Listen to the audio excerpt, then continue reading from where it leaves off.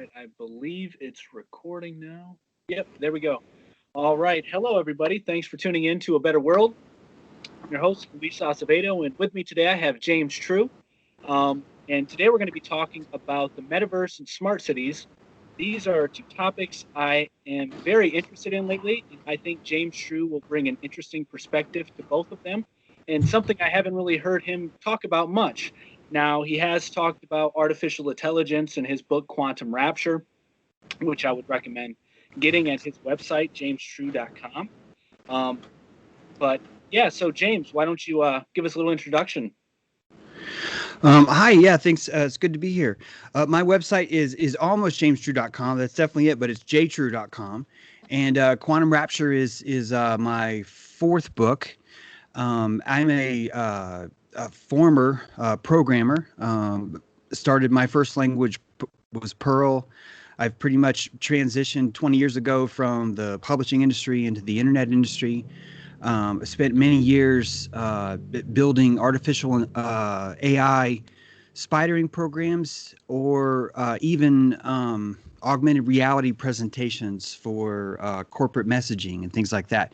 Very boring, dry work, very tedious, but still the technology side of it always gave me this cutting edge view, mostly because most of my work was visually presenting a message for a corporation that was telling you what their cutting edge view was as it pertains to smart cities and IoT and things like that. The reason why I don't talk about it a lot is because there's such a strong division right now with how people feel about it. And I do a lot of work with energy, like psychology, like how we approach things. And I already know that some people just simply aren't ready for those kinds of conversations. And I've just learned a good skill here in the last year or two, which is when to communicate about certain things and when not to. One of which is crypto, which I've been much more open about talking about. But smart cities themselves are a delicate can of worms because at the very beginning, there's going to be a lot of what I'm going to call nasty work, which is crucial, sadly, for any sort of technology to operate. And then after that, there's actually what it gives us, what someone like you or me would actually do with this technology. These are two completely different fields of conversation altogether. I'm happy to go into both of them, but Hmm. they're just so different that I know that when you're trying to talk about either one, there's always the opposite pole that's just Yep. freaking out about how you don't understand them. So I hope that's a good introduction into where we might go with this. Yeah, yeah, it is definitely. So once again, thank you for coming on. And I guess we can. I initially wanted to start off with the metaverse, but I guess we can start off with smart cities since you basically alluded to already that a lot of people have very. There's a lot of concerns when it comes to smart cities. I know myself when I first started studying them, I was a little concerned. I actually have a video titled "Smart Cities or Smart Prisons." But then, you start really having compassion as you talk about the whole scenario, and then you see that maybe it isn't that bad, and then you have a different, perspective on technology where it's neither good or bad. It's just a tool that we use.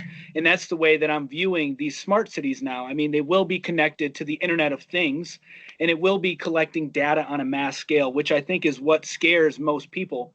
But you're one of the few truthers I know that has the courage to talk about these things. Like I remember last year, to go on a little diversion here, you talked about Lucifer and Prometheus, and that caused a lot of division.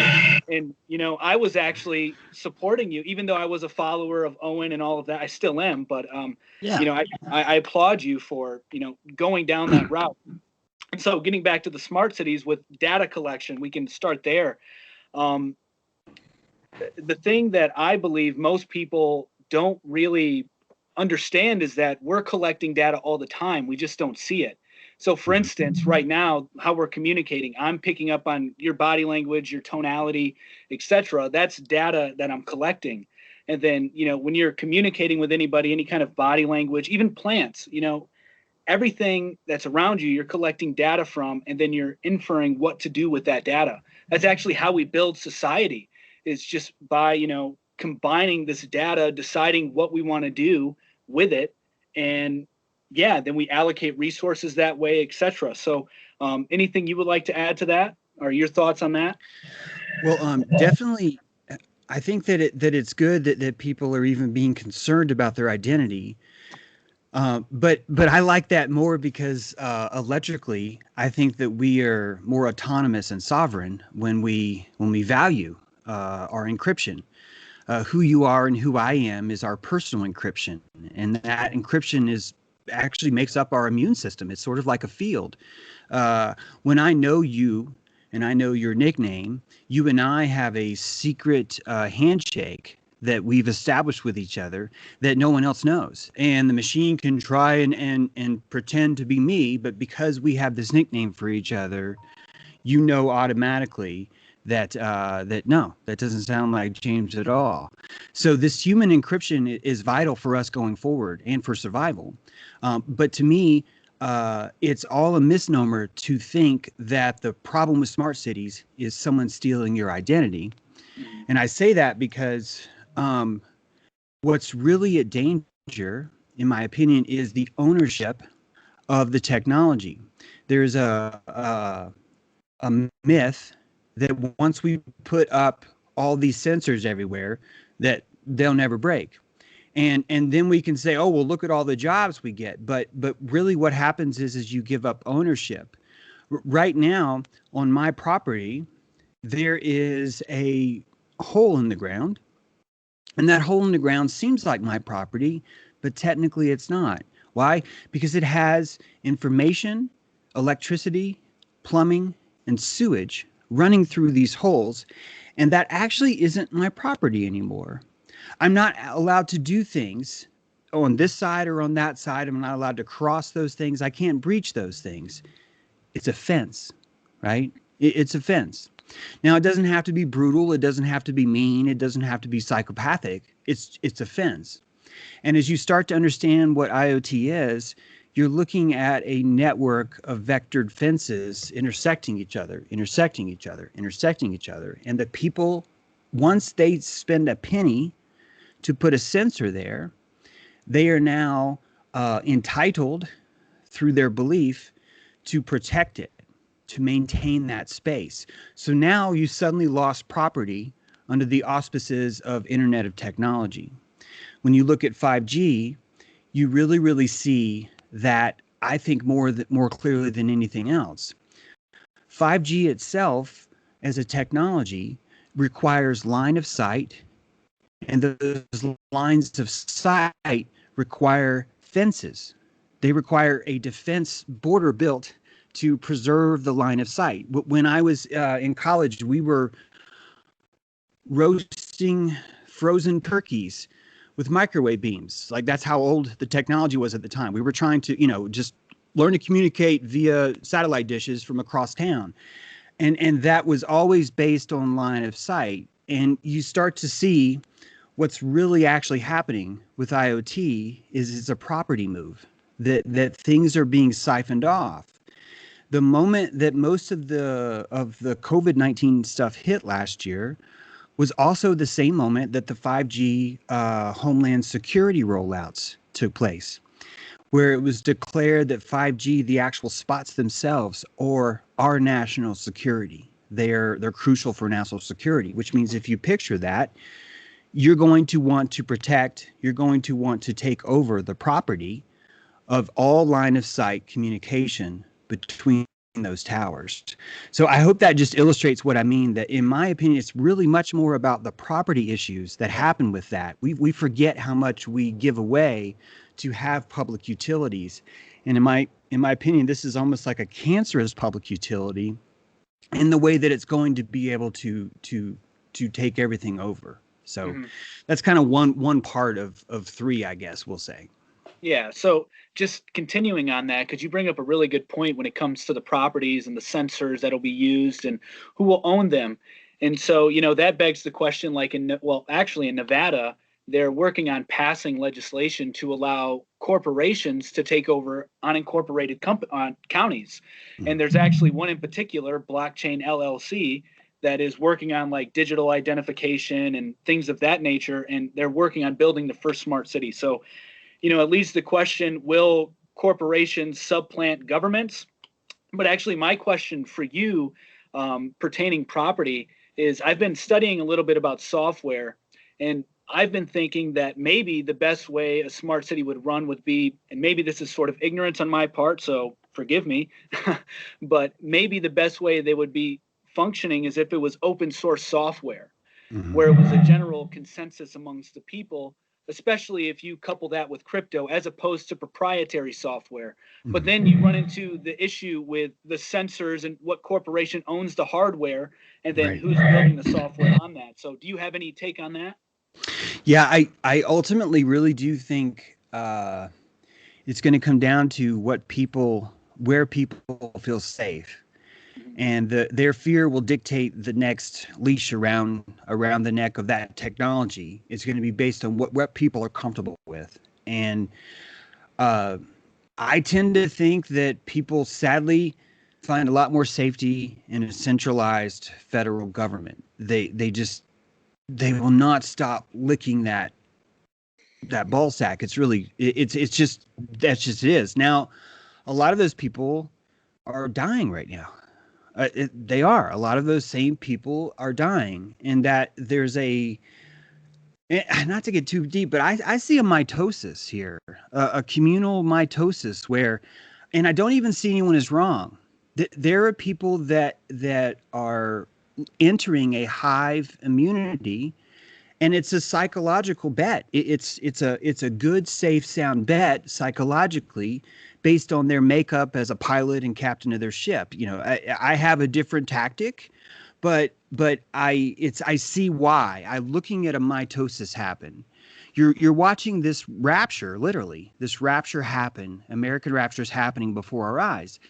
And instead of looking at it like, well, this person's wrong or I'm right, look at it more like they're doing what they can to survive this next change. And some of them are going to find immunity in the smart city grid. They're going to feel safe. They're going to abandon certain parts of their identity. This is really important if you think about it. By abandoning their identity, they're allowed to disassociate from what we would call the ego or even the id. And that is a conservation of energy. They are saving calories now. They are able to survive in a world that has two poles, not 37 million, right? Republican, Democrat. It's a really, really good training wheel system for someone who's just trying to survive, right? Food, clothing, shelter. Food, clothing, shelter. All of us must have this. Only after we have this do we start to look at ethics, morality, longevity, right? Pride, reputation. Those are higher goals. So when I say the mitosis is real or the rapture is real, literally people are choosing, this electrical equation, I don't like the way the world is. I'm going to go for less electricity, which means I need to go into the smart city and I need to leave my identity to them. This system around me will know more, will witness more about me than I will have to. And therefore, I don't need pronouns. I don't need gender.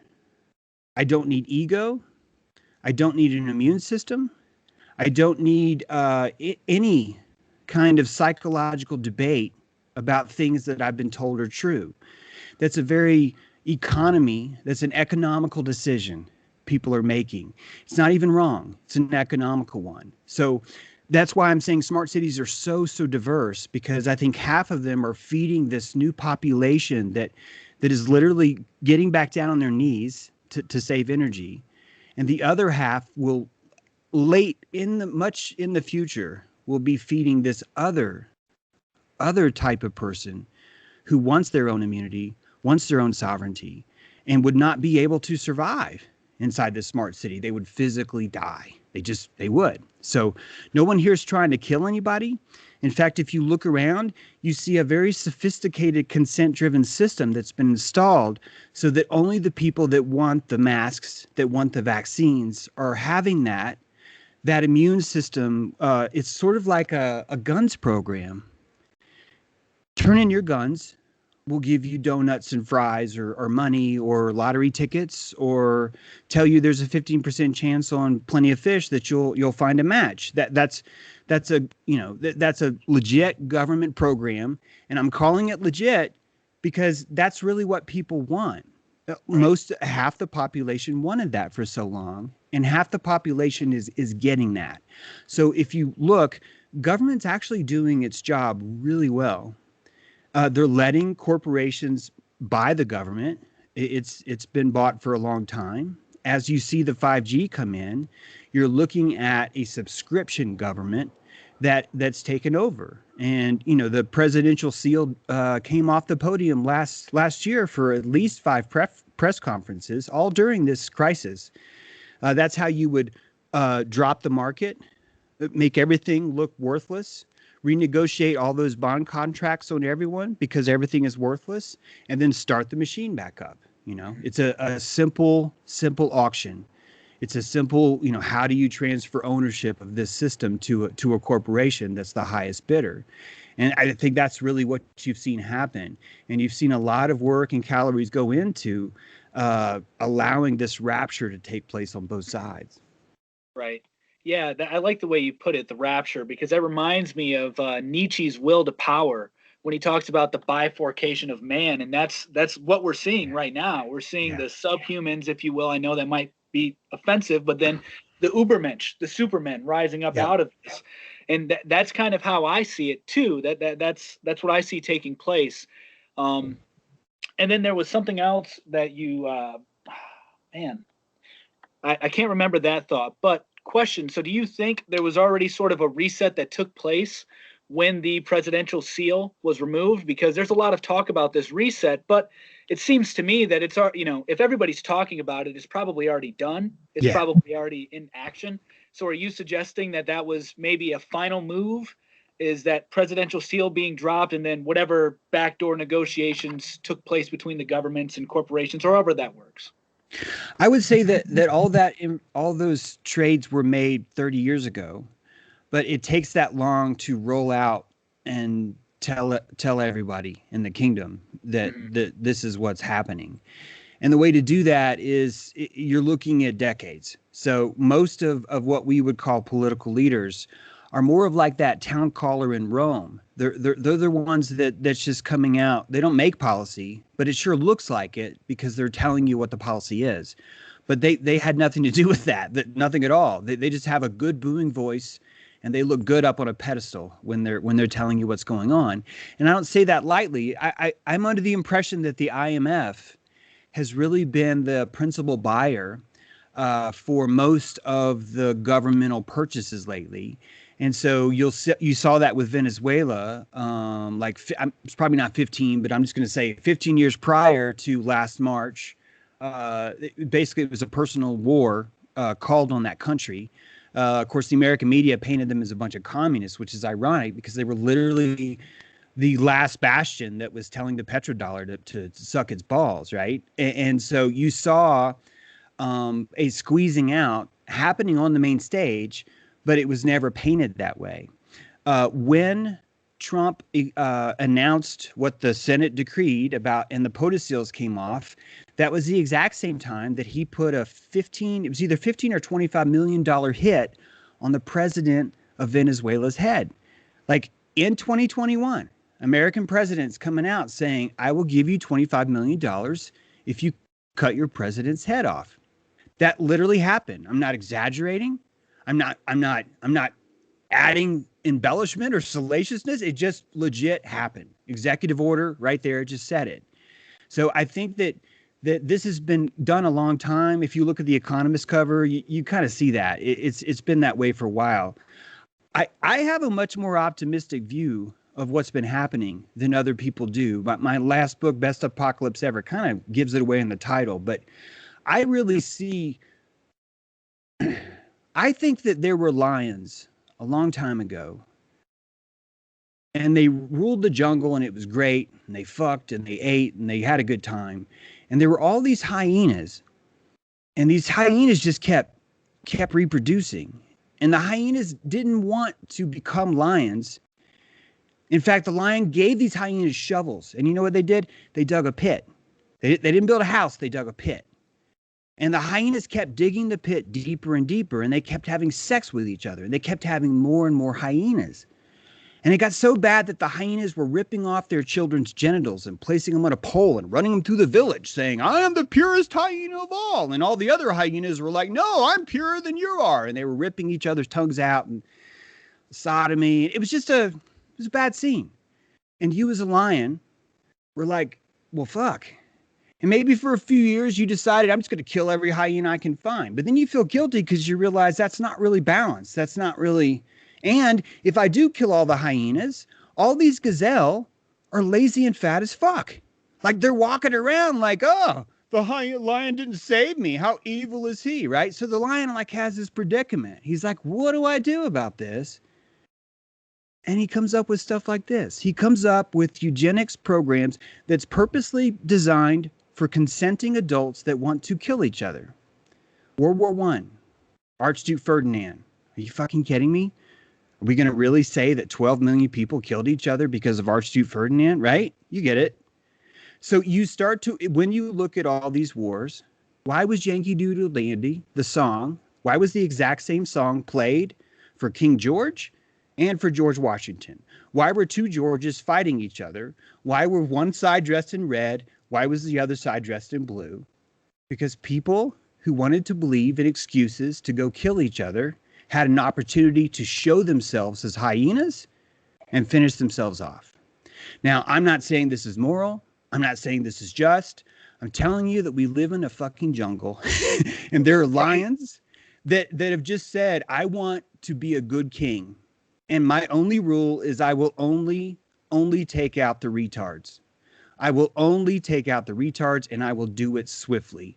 And it will scare you and you will be worried, but that's why you're not a lion. And some of you hyenas will get sick of it and you will stand up and you will become lions too. And I will give you crypto to get there. Here is the rope. Here is the rope out of the pit. Be afraid, cling to the dollar, or get the hell out of the pit because it's time to kill some hyenas. They're way out of hand. They're sticking their buttholes in each other with their tongue. They're making giant snakes.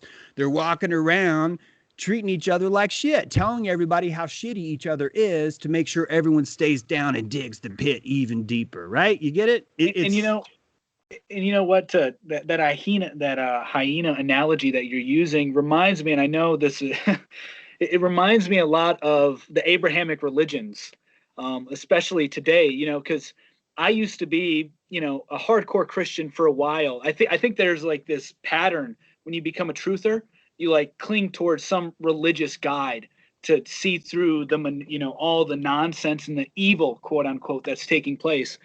But as I've matured in my truth seeking, I've actually come to the conclusion that the lions, or the Illuminati, or the controllers, whatever you want to call them, are not actually, in my opinion, evil or doing wrong. They're simply, as you suggested, they're thinning out the retards.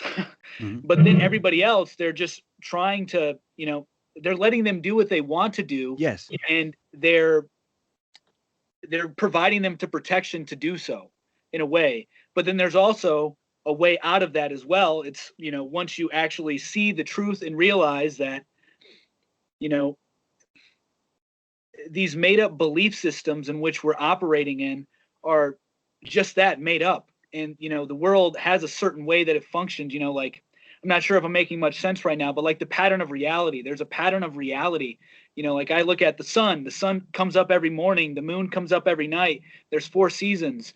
So there is a pattern in the way, like the Tao calls it, that we're supposed to, maybe the Tao isn't completely right, but there's a way that humans are supposed to operate within nature. And I think the controllers are operating in harmony with nature, and they're just attempting to keep us from, destroying all of humanity and keeping the people who just want to remain in their, base level mindset comfortable and protected. But then, as you said, they do provide opportunities with crypto or other things like that. So those are kind of my thoughts on that. If you were a lion, you would want there to be less hyenas ripping their kids' genitals off and putting them on sticks and running around. You just would. It would just be more beautiful. The sunsets, think of all the sunsets where you're enjoying the sunset and all of a sudden a hyena runs across with genitals, right? And just, it would ruin the whole mood. And you have enough electricity to where you don't have to like grab whatever you can and eat, right? You get to choose. You're lying. You get to freaking choose. And you don't even want that meat because you know where it's been. So you really do start to see yourself as king of the jungle, and you start to take on your role as sovereign being. You start to look at the environment as a bonsai, as an opportunity to prune.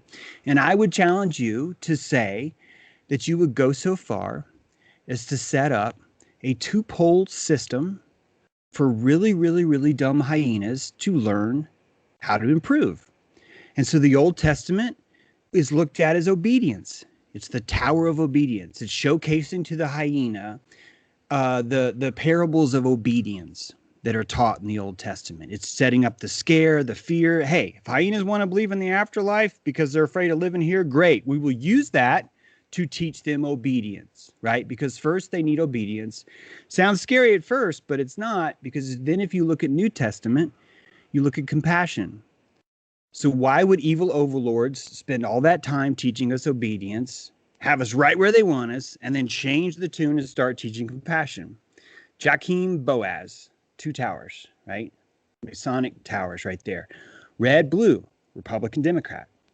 So throughout history, the lions, in my opinion, have been setting up these giant poles, just like you would in a harbor, because you don't want the ship to ground. You're going to tell them, hey, stay to the right of red, stay to the left of green. You won't hit the reef. Same kind of thing. So they're using the Hegelian dialectic, which is funny because the same people that are afraid of that, it's actually what got us here. But it's because we're under the impression that we're falling, when in fact we're rising. Rome was mostly built on slavery. Most of America was white slaves. Most of it was white slaves. These were people that when it got cold in the winter, they were knocking on doors saying, will you please be my master? I need some damn shoes. Most of the world ran like that. Master slave isn't evil. It was a very crucial way that we got up. It would be like calling a child who crawls, well, that's fucked up. Why are you crawling? It's like, because he's trying to learn how to walk. He's trying to learn his mobility. So we utilize slavery in a very important way to do that. The shaming that we do for ourselves, in my opinion, the mass shaming that we do, isn't really about how evil they are. It's more about how much we do not want to stand up. It is so safe inside that pit with the hyenas. It's safe because you don't have identity. You have nothing to live for. You have no reputation. You don't have pride. None of those things matter, and you don't have to see them on a day-to-day basis to miss them. You get to stay in the darkness of the pit, and it's just a thermodynamic equation that feels good. No one put them in the pit. It's profitable for them to dig it deeper. They become kings of each other in the pit. It was actually one of the reasons why I had a fallout with Owen, was this exact same thing. I was trying to showcase that Lucifer itself is a psychological ladder, and that our fear of the morning star is an excuse we use to gloss over to allow us to stay in the pit longer because it feels so good. But we need to believe that it's because they made us do it. It's that lion that put us in here because that feels good, right? It feels so good. It feels lame as fuck for us to say, well, we're in here because we're afraid. Sunset's beautiful right now, I bet, but who wants to admit that? It'd be so much better to say, I would go enjoy the sunset, but the lion is evil. That kind of thing. Mm-hmm. Right. And, you brought up something with the New Testament, the Old Testament, obedience and compassion. And I think that would, I think there's a comparison with the old economy and the new economy that's being built up right now. So if you look at gold, people call Bitcoin the new gold, the digital gold. And I do believe there's truth in that. But then you have, so what's the difference what is the main difference between gold and digital gold, Bitcoin, that is? Well, physical gold, it's physical. That's huge. So it keeps you based in reality. And there's a finite amount and it's easier to control as opposed to something on the web. It's decentralized in a way. we can, there can be a debate whether or not it's actually decentralized, but it's more decentralized than having a miner trying to excavate, ounces of gold out of the land. So that messes with human psychology. So it makes you more obedient with the old system with gold and fiat. So, like, if you look at, I know I'm kind of going all over the place here, so I do apologize, but with fiat, or excuse me, on the gold standard, if you look at our culture in America, it was much more, we were much more austere than we are today, because we had a limited amount of money. We weren't just printing it crazy, and people were much more frugal and saved more. There was an incentive to save. But as we got off the gold standard and we began to just print money, continuously, we then see this mass consumption where we now become, over consumers and producing nothing. And so where I'm getting at with this is that we see with, fiat and gold, this sort of obedience to the master because they own the printing press. But then with crypto, nobody owns. I mean, in some cryptocurrencies, yes, they own the printing press, of course. But if we're just talking about Bitcoin and other decentralized coins, nobody owns the printing press. It's mined on a decentralized basis. And so we're seeing that two tower take place right now, as you suggested once again, with the crypto throwing the rope down and, hey, this is your opportunity, if you will. So yeah, I really like what you said about the Old Testament and New Testament. I see relationships there between gold and digital gold, the Bitcoin. Yeah, there's so one possibility you could look at that is that man used to think himself worthy of the currency of gold, and then he noticed how expensive that was to hold himself to that higher esteem. So he started to like nickel. He started to like copper, but then copper was even too much. He started to like silver, but even silver was too much. He wanted something more fake, more lightweight, something that didn't move when you dropped it down a magnet, something that had no effervescent inert qualities to it at all. It made him feel important. I mean, less important. So I look at the dollar more as like that. It's a living liquid reflection of who we are. But beautiful, important transition, because, in my opinion, we've always been wrong about why gold is valuable. The reason why gold is valuable is not because it's finite. It's not because it's in the earth. It's because it holds witness longer. You intrinsically imbue your currency. I'm not being hooty-gooey. I'm not being new agey. I'm literally saying that I can prove that this is how currency works. And Bitcoin is showing us that, but it has to get us first away from gold because we think that the gold is the value. Mm-hmm. And then after that, that's why we had to make fake money. We had to make fake money, or else it's an evolution. Would think that we're right. So this is how we crawl. This is our slavery. We became enslaved to the Egypt pharaoh purely to make us want to exodus, to leave and go out in the desert and do it on our own, to create our own crypto. So I even see the money that's been used as a necessary weaning mechanism that the lions even made to get you to stop sucking that teat. Like the only way they could get you to stop sucking that teat is they're like, I'm going to urinate in that thing. And the other line's like, don't do that. That's mean. It's like, no, I'm going to urinate that thing. These guys need to grow the fuck up. And then the other line's like, you can't do that. That's just so cruel. And 30 years later, both lions are like, let's take diarrhea and just squeeze it right in their mouth because they've got to stop. And I to me, that's what's happening. Like it just keeps, the hyenas just keep sucking. And that's why this rapture was so necessary. It's why it was like proof. The hyenas, the lions wanted the hyenas to choose so bad, so clearly, so awfully. They wanted it to taste so horribly that there's no way anyone in their rational mind would see what's happening and call the lions cruel.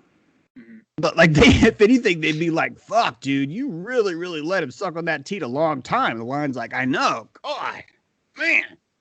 Right. So it depends on your perspective, on how you see this stuff.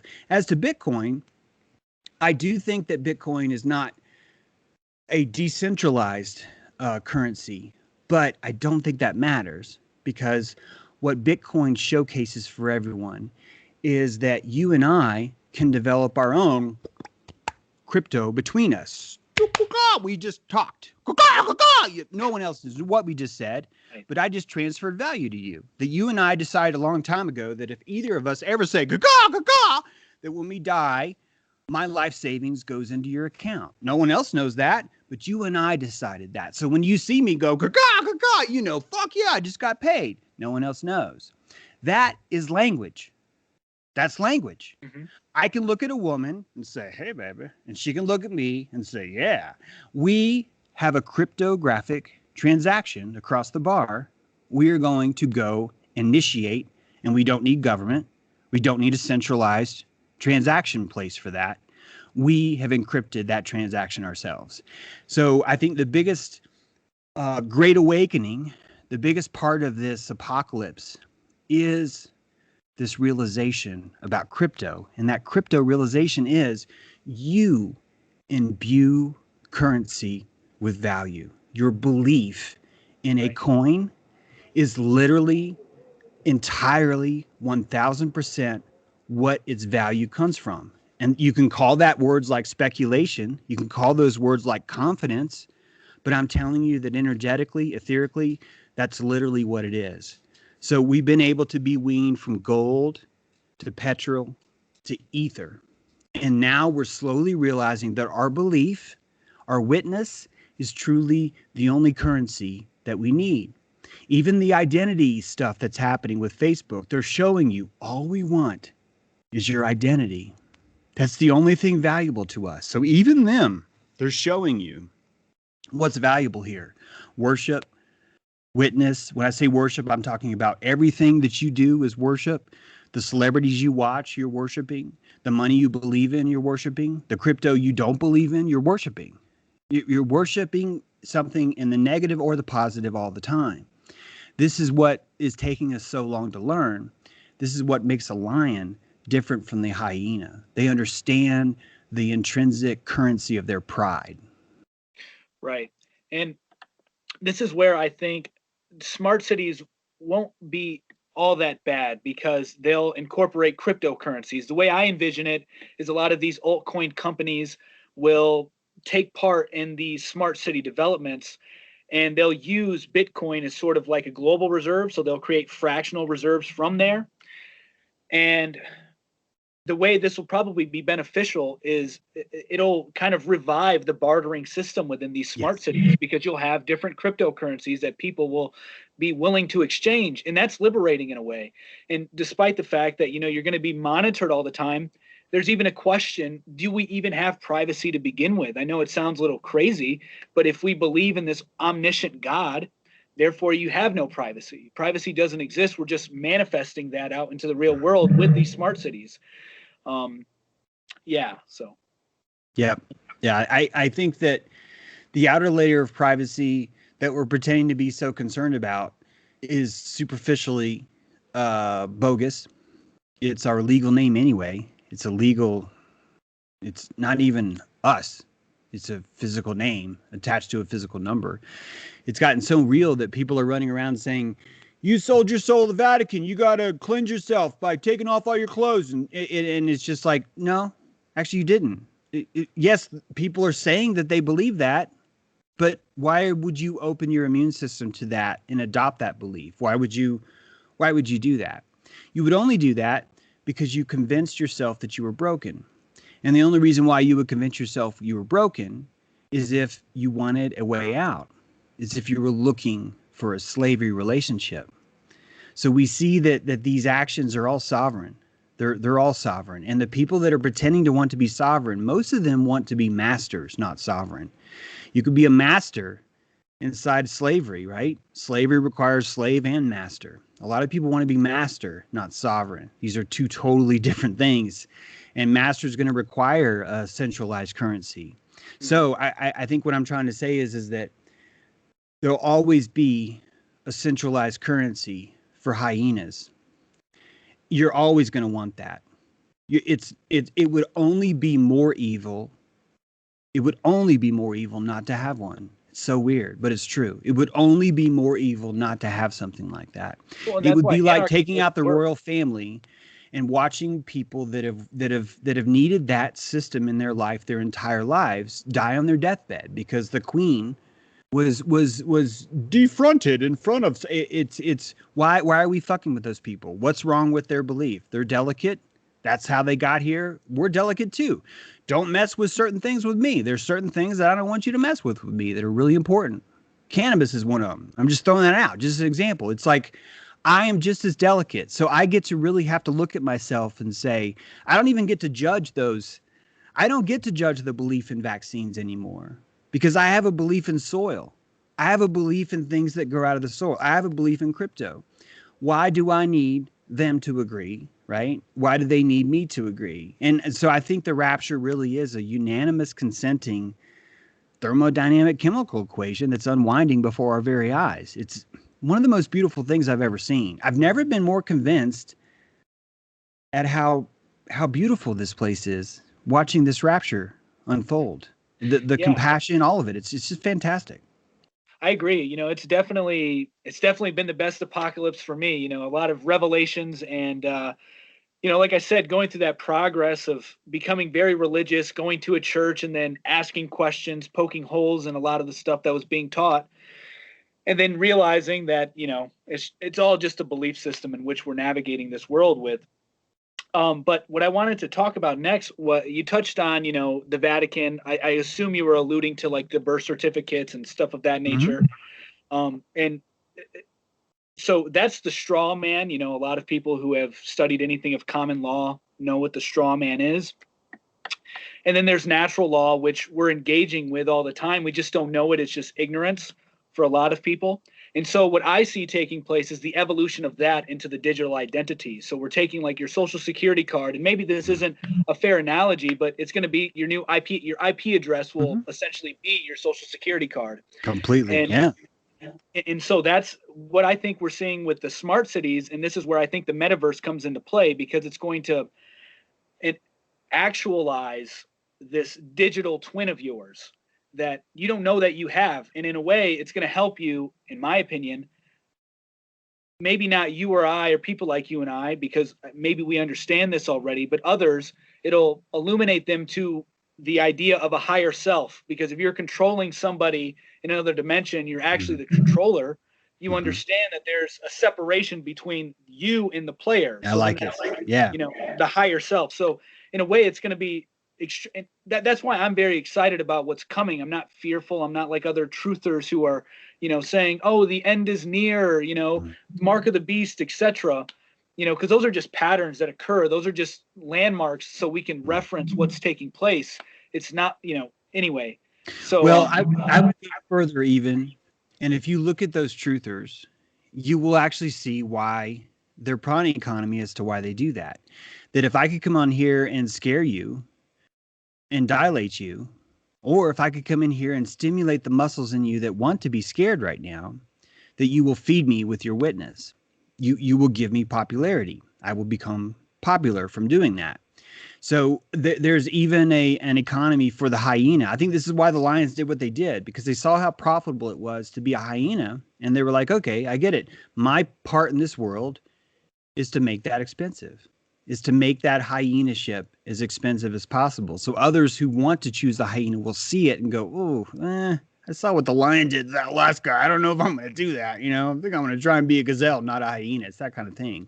mhm. So if you really watch someone's prawn economy, you see really quick which one of them wants to be a master. So which one of them wants to always be scaring someone, always be the solution, always be the savior, always be the supreme moral leader, right? That is someone who wants the slavery of being a master versus the sovereign. And it's interesting because the master would need a broken immune system. That they would need someone else to survive. The sovereign would not. He's his own vessel. And it really does come back to admiralty law. But I looked at admiralty law And I'm terrified because I've watched how COVID-19 just falls right into the clutches of Admiralty law. So I don't even see a great freedom in that system. In fact, that was the first thing I looked at was I'm going to live on a sailboat. I was totally serious about it. I still am. But watching what people are going through there, I'm realizing, no, if anything, the ports were the first thing they seized up, the ports and the airports too, that both those things were part of the whole system, and everyone's just on board. None of these things are being done to us by anyone else. It's being done to us by people in our community who want that. They want that hive. They want that HIV to dictate their immune system. It takes a lot of responsibility off their shoulders. That's why you don't really know what exactly is going to happen, because we don't know how many people around us are truly, truly willing to commit fully to wearing the mask, to all of it. We're watching it happen right now. When I say right now, I mean like right now. Like Right now, yeah. the CDC VAERS site went down for a few hours. I think there's a lot of people that are dropping right now. Yeah. And Well, we will never know. It'll never be reported. We'll never see it because no one, and it's not because anyone's evil. It's not. mhm. It's physically because hyenas don't want to talk about it. They don't have the energy to talk about it. And because they don't have pride, they don't have to tell the truth. So they can write down whatever they want on that sheet of paper and move on.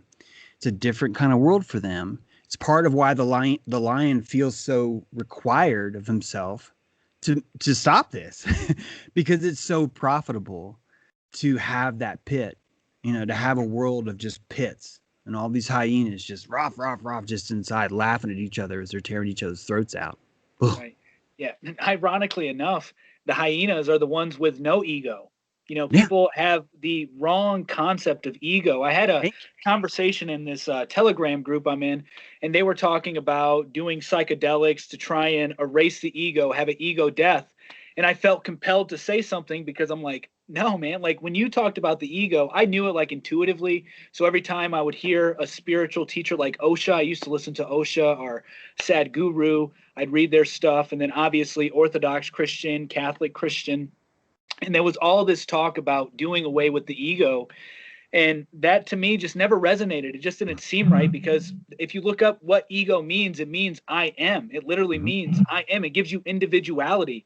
So it's funny Identity. because the lions are actually the ones with the most ego, and those who are willing to avoid the smart cities, maybe not even avoid them, but understand what they are and not be afraid of them, have more ego than those who are entering into the smart cities blindly. Now, I actually want to tie in one of your concepts, the Eye of Ra.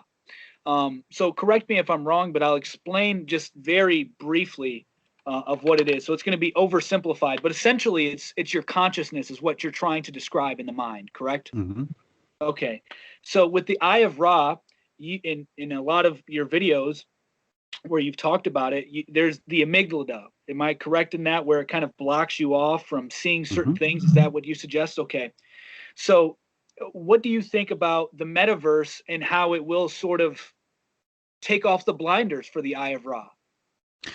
I think that, so real quick, in case anyone, I believe that the central point of all sensory information comes in through one point, and that's called the pineal gland.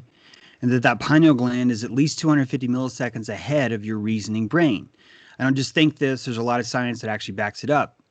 Because of that, I've rethought the entire system that we have, including our retinas. And that I know that inside the center of your head is the pineal. And the first thing it does is it goes to the amygdala, like you mentioned. She's sort of like a nun. She's like the Virgin Mary. She wants to keep you pure. And as soon as that signal, so think of the pineal as a record needle, and it's perturbating. And that record needle goes to the occipital lobe. This is your video card. It's in the back of your head, not the front. It goes to your video card, and it renders two poles, two images to show you. One from the pillar of what you might call obedience. It doesn't have to be that word. Another from the pillar that you might call mercy. It doesn't have to be those words, but the point is that you're looking at something from a masculine and a feminine, from a yin and a yang. It's giving you the Hegelian poles, the dialectic, to see the world. So after the occipital lobe, it comes back up through your amygdala again and then renders into your eyeballs. And what we see is actually 250 milliseconds behind, and it's rendered based on the comfort level that we have perceiving that reality. Very, very difficult concept to digest really this quickly. But knowing that, you now can truly start to remap what reality looks like. And what you're hitting on, Luby, is like perfectly stated. I'll take it further though and say that I'm under the impression that this entire reality that we have is a co-created, unanimous, shared fantasy placenta that we're all living in. We are sharing inside the same fantasy. And because you want to see a world with dragons, and because I don't want to see a world with dragons, you and I compete in a battlefield of belief in the ether, and we invent dinosaurs. That dinosaurs is something that you and I can agree on, because you really want to see dragons and I really don't. By the way, I love dragons. I'd love to see them. Just an example. So we've now created a co-created reality, and we've made an agreement, a chemical agreement. It's always, think of it like chemistry. When I say agreement, I mean much like the chemistry would just behave when you pour two beakers together. That's our unanimous consenting reality. Now, sometimes I'm going to have a reality that I just have to have. I can't let go. I can't. But how do you resolve it? You call me a liar. You call me crazy. You call me nuts. You call me a fanatic. You call me a conspiracy theorist. You call me a sheep. You call me a dumb order follower. You call me a hyena. You do whatever you need to emotionally reduce my reality so you can feel better, just so you can feel better. Now, you feeling better is not trivial. It's crucial for survival. That's what pain is. Pain is showing you you're dying. Why? Because you're in pain. It's literally, you do not feel good. You will die if you do not feel good. Dis-ease, right? Dis-ease, the lack of ease. That's all it is. So we are comfort machines. We're not truth machines. We're not looking for truth. We're looking for comfort. And there's nothing wrong with that. There's not another creature in the world that doesn't do the same thing. When you have your comfort met, your food, clothing, shelter, you start to look at higher things like truth, like justice. But don't worry about it. Just focus on your food, clothing, shelter for now, because I know, I trust you. You have adrenals like I do. I know what it will make you do when you try and sleep at night. If you can afford morality, you will start to feel guilty. If you can't afford morality, you will create the excuses to say, well, they had it coming, right? All of these are equations, and your reasoning mind is never correct. It's not. It's justifying what your higher self, what we call the higher self, which is literally the pineal gland, this reptilian visitor that's truly steering our ship. It's your intuition, it's your faith, it's your gut. That thing is the thing that knows that your brain will freak out if we show it what this true demon looks like that has appeared in front of the fire, so we're not even going to see it. But the shaman, he can see that demon. Why? Because he has exercised his aperture, his pineal gland is dilated. He doesn't freak out as much as you do when he sees certain reality. So that explains schizophrenia. It explains all the demonology. It explains most of your faith-based things. It explains most of your targeted individuals. It explains UFO encounters. It explains everything in history that came down to a UFO is explained in this idea of how we render reality just enough where we don't freak out and black out. Right? Just like a fighter pilot. If the fighter pilot blacks out, that's a really expensive plane and it's going to cause a lot of damage when it lands.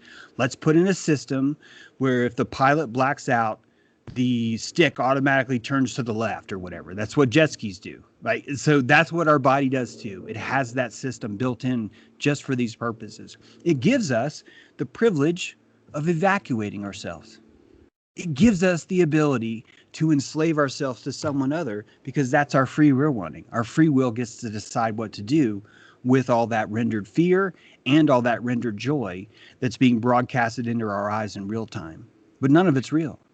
So right. Metaverse I think if anything, it's sorry, but Oh, go the ahead. metaverse, in my opinion, really is more of our truer selves because it's really more about what we believe.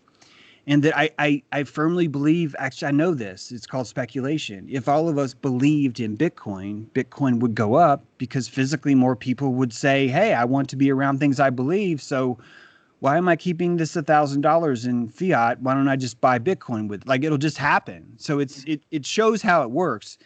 This isn't a world of truth. It's a world of belief. And it's so much better that way. It's so much more sexy. It has free will in it. There's no absolutes. There's none of that, right? It's just a nice, groovy gravy where anything goes. Right. And I think I had this epiphany yesterday, and I think that humans may be the only species that that experience extinction without the species dying. What I mean by that is like the shedding of belief systems. Like Mm. when you look at, like the collapse of Rome, we still have remnants of Rome in our civilization today, but we've evolved from there. So in a way, there's like these extinction events that take place in humanity where those who are unable to keep up with the change, and I know there's exceptions to this. You have the Amish, you have the Mormons, you have a numerous religious groups and other people who decide to live off grid and do well that way. But by and large, humanity, the organism itself, it goes off. It goes through like this self purging with like culture and belief systems and this evolution that takes place. So I think that's kind of interesting. But a question that I had for you, it just came up when you were talking about the pineal gland.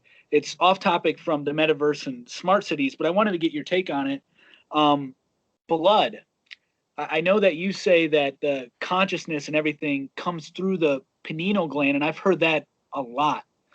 But I think, in my opinion, we may have that wrong, and it may be coming from the blood. Because if we look at religious texts, it is where it says the life is. The life is the blood. So, what do you think about that? The blood actually being the consciousness or the soul. Um, so in Passover, um, a Holy Ghost flies over a city, and it only kills the people that did not meticulously boil a goat, separate its blood, eat that goat, don't break the bones, don't break the bones, take the goat's blood and smear it above your door. And if you do that, the Holy Spirit, the COVID test, will come over your house and determine if you are clean, if you are worthy of salvation. It doesn't actually say exactly if it spared you or if it took you. They say that it spared you if you smeared the blood above the door, but you actually don't know. Now, I've thought so much about that, and I'm going to disagree, but I hope you like my answer. I'm under the impression that what blood is will. It's pure willpower, which means it's fused with belief of I am, which is identity. So you're right in that way. But I'd like to challenge you to not do what we did with gold and not mistake that your identity is trapped inside of a red blood cell. I see where you're What going. is inside of a red blood cell is your will, your vectored will. And what happens is that enters into your chamber, your oxygen, your breath, your breath and your intent charge that blood with will. That willpower could be, we must lift this car to save the baby that's trapped underneath, right? Or we must plunge deep into this Rubenesque woman and plant our seed for children. Like that's will. It's a vectored desire. And we as humans, the bigger you are, and it's interesting because the bigger your muscles are, the more willpower is allowed, the blood is allowed to flow into its crevices, which means it's able to imbue the muscle tissue more with what your will is at the time. The elite athlete is always trained in psychology. Always.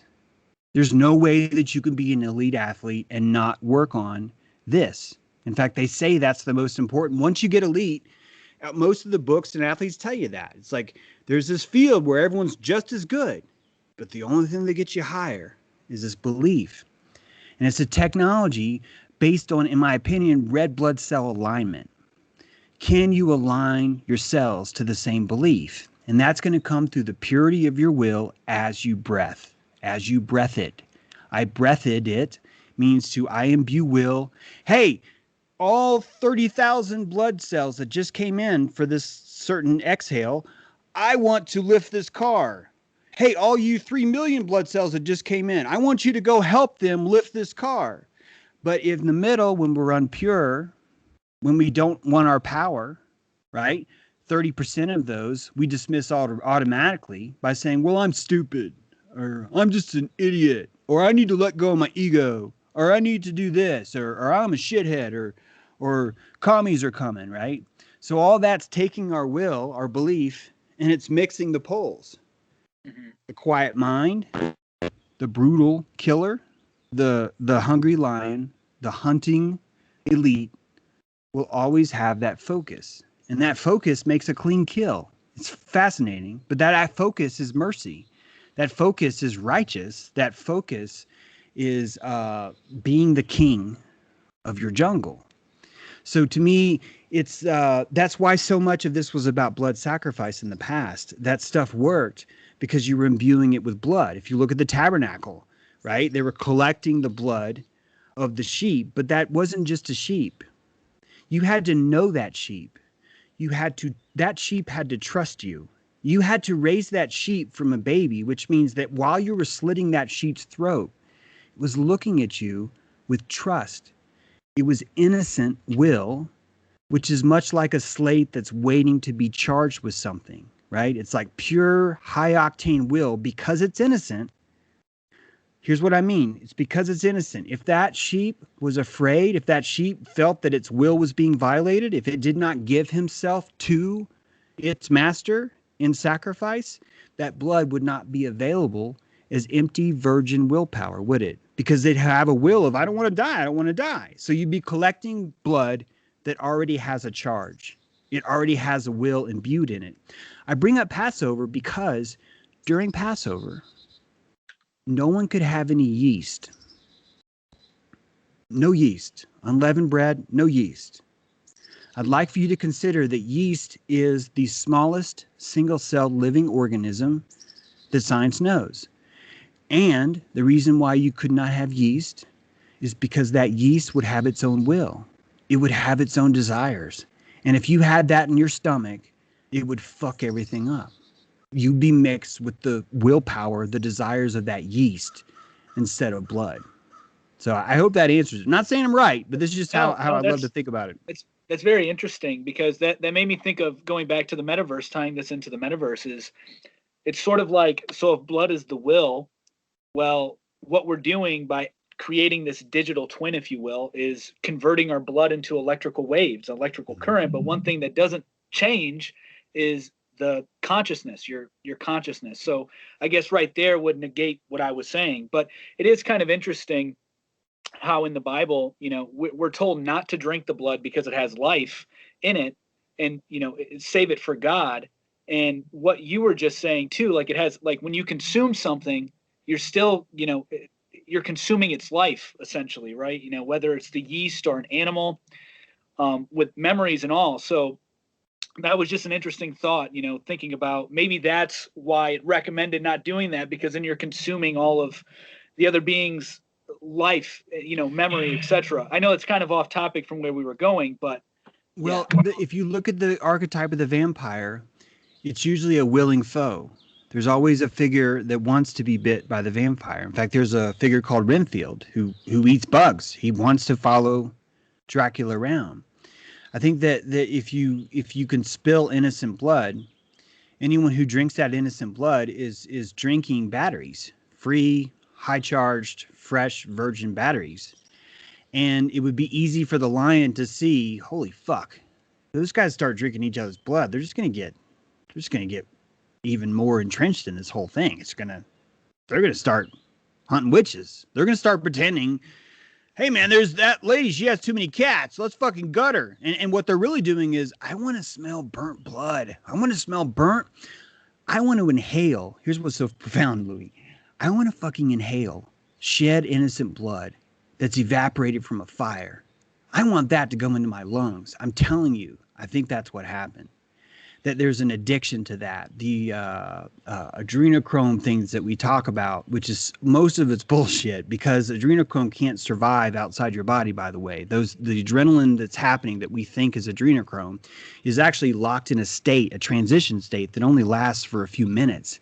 So if you were to truly be drinking the direct adrenaline from something, it would have to be live living blood that's running that program at the time, which I do think lends to these stories of all this blood sacrifice, that you're looking at people that were getting high because they were drinking that shed blood. When any prey goes down, there's certainly some of it that didn't want to go, and you see the willpower, but not all that blood has been through its chamber yet to be recharged with will. Some of that blood is innocent. That's what I think a clean kill truly means. You can kill something before it gets enough blood to rush into its heart so it can recharge it to say, I don't want to die, I don't want to die, I don't want to die. In fact, the gazelle makes an agreement with the lion. It's true. He secretes cortisol. He secretes dopamine. He secretes basically morphine into his own system to give himself to the lion. After a while, he does what Jesus Christ does. He alchemizes what's happening to him. He says, instead of you sacrificing me, I'm going to give myself to you. And he literally does. And I think he does that because he respects the king. He sees the lion and he's like, you know what? Thank you. Like, out of anyone else, right? I'm so glad it wasn't a hyena, right? I'm so glad that I wasn't ripped apart by these people and they weren't even going to eat me. They just wanted to rip something apart for a while. It's an interesting symbiosis we have with death, but we're living in a culture where we fear death. So we don't even get to see this agreement we make with it and how important it is that we go there. You know, you look at the healthcare industry. People don't want to die by predator. They want to die in his box behind his glass with a drip stick sticking in their arm and a beep, right? Beep, beep. That's the predator we want. Beep. We don't want a lion. We don't want a great white shark. We don't want a fucking hyena with a machine gun. We want a beep, beep. We want a predator that's so small we can't see it. We want something like cancer. We want something like anything else. So even us, we get to choose our predator. We choose it. It's fascinating.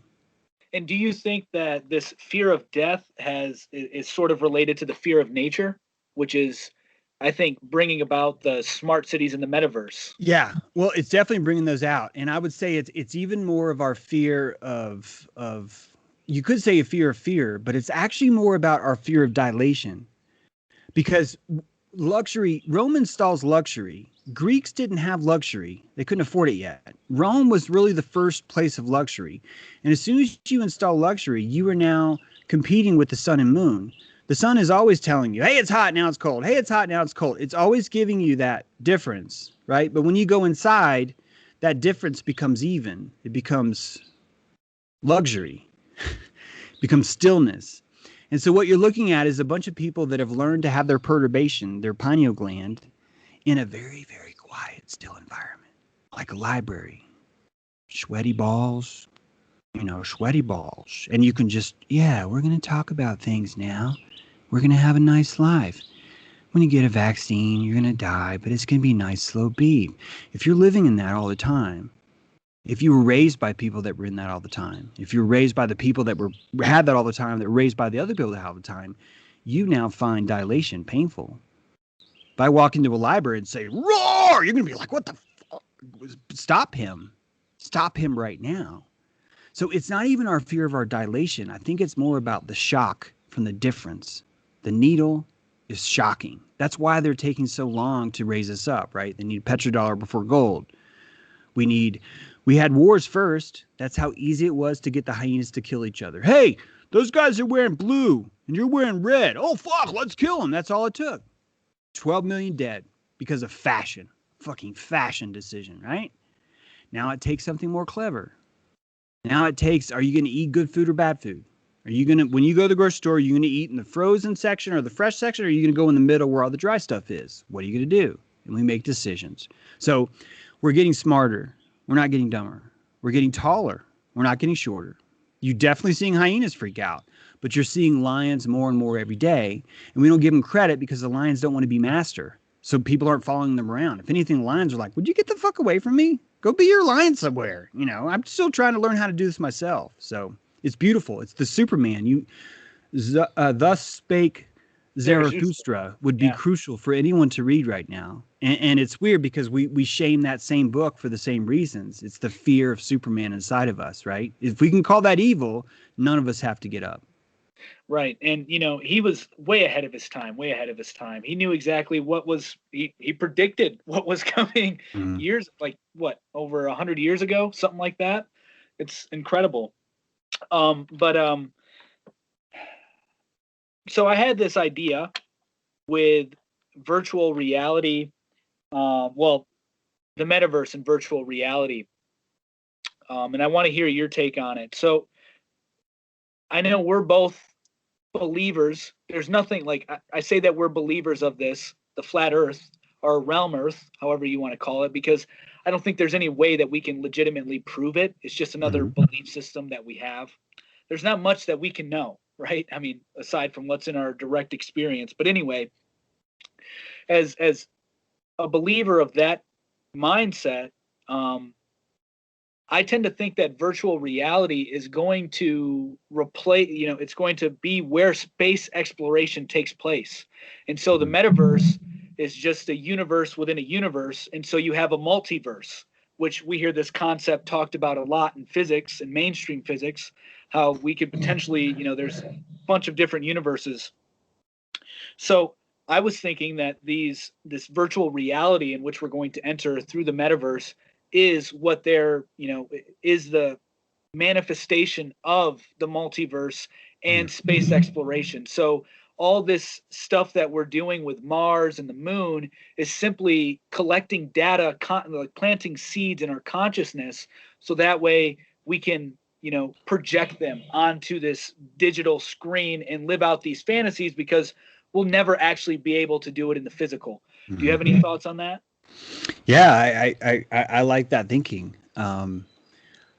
This is just something I play with. It's not real at all. I could change it tomorrow. It was probably different yesterday, but as we're watching people right now believe that Tesla is orbiting a roadster in space, believe that a tweaker meth fort went on the moon, right? You're seeing that wow, these hyenas they'll grab whatever, right? You literally put poop on a stick. They will call that science. So it doesn't matter. Let's be more compassionate, talking to myself, and say, what would they want?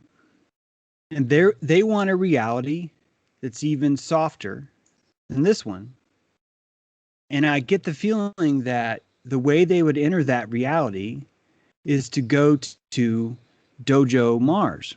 That Dojo Earth, our dome, our existence, and I'm not a flat earther. I think you explained it well, Lou. I'm just telling people I'm not actually a flat earther, but I had nothing wrong with flat earthers, by the way. It's Luis, by the way. Oh, sorry. Thank you. Thank you. That our system, we retreated into a long time ago. You and I retreated into Dojo Earth a long time ago, that we were the mask wearers in Dojo Venus. That Dojo Venus was closer to the reality of the sun, was closer to the true reality, but the etheric truth of it made you and me very, very uncomfortable.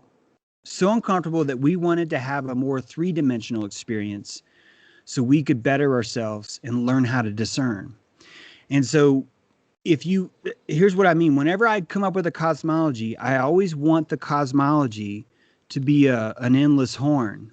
It has to show how it enwraps inside of itself. It has to. Otherwise, I don't think you have a cosmology. I think you're just telling fucking stories.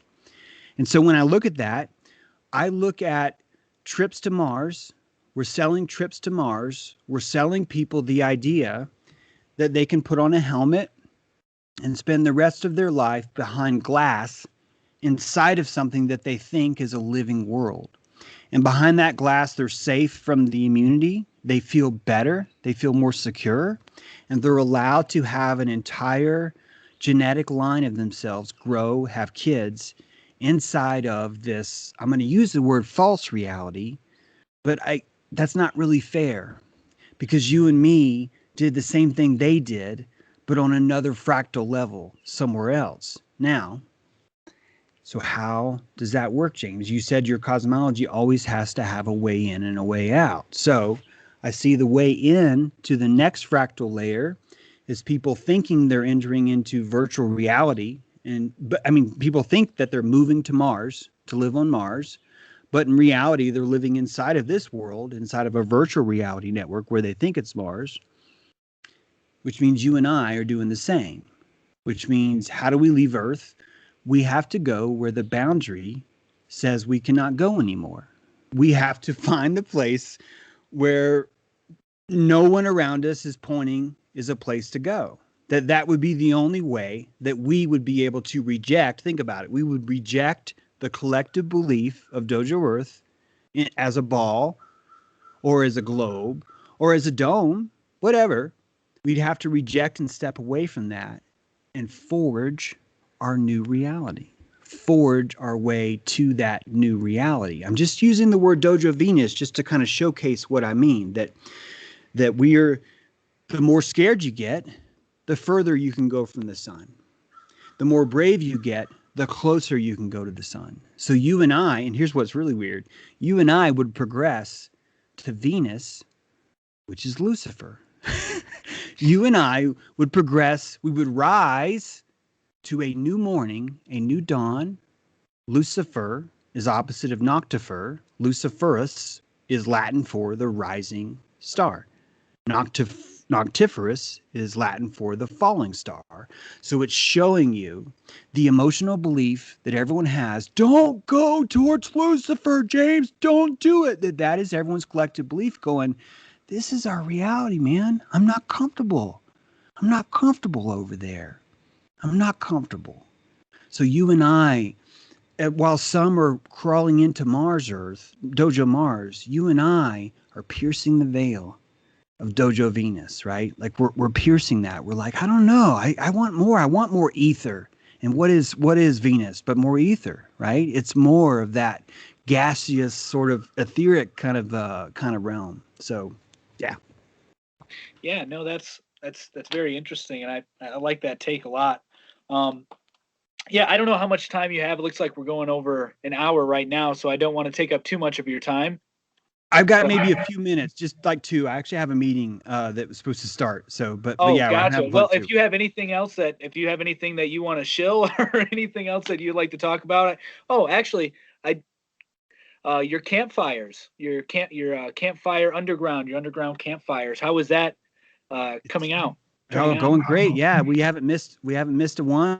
It'll be a year now that we've been doing these, and yeah, real quick, we believe that I believe in animism, and I think that animism is really the way to go forward as a technology, and that's really just imagination. It's been shamed so much, but truly, imagination is how we heal. We visualize things, and if you believe in that visualization, you have those things. So one of the ways we've done that is that every new moon, we have a fire where we're awakening the land. If the moon hears a pulse from you, every new moon, the earth hears that you are coming out and setting a fire there, she's seeing that fire and she's seeing it flash every new moon.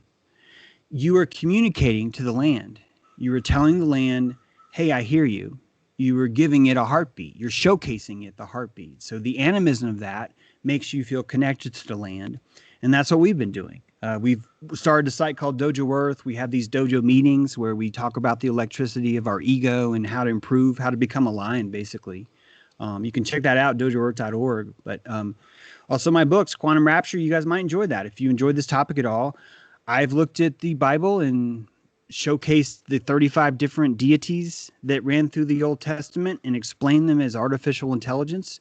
I believe that there is something called Lord technology that was made as an AI a long time ago that you and I, being lions, would say, what if we had a computer that just took care of the hyenas and we could just like frolic? And we'd be like, that's a great idea. It's like, yeah, it'd have to be this really powerful supercomputer that always like tested it. Like one day it would say, hey, man, why don't you kill your son? If you're so obedient, why don't you kill your son? Go ahead, Abraham, put him on the thing. Let's see you kill your son. And the hyena's like, well, I don't know. Should I believe you or not? That's a test that a lion would give a hyena to see, is his morality starting to show? Oh, look, Abraham's sprouting morality. This is fucking awesome. Let's go ahead and drop the New Testament on his ass. That'll show him, right? This is how you train lions. You make them stand up. So the novel's about that. It goes into that. It just explains it more and stuff like that. So. Yeah. Well, thanks, man, once again for coming on. It's been good talking to you. And yeah, you have a good rest of your day, man. Yeah, you too. Enjoy. Hope to talk soon. Thanks. Bye-bye. Sounds good.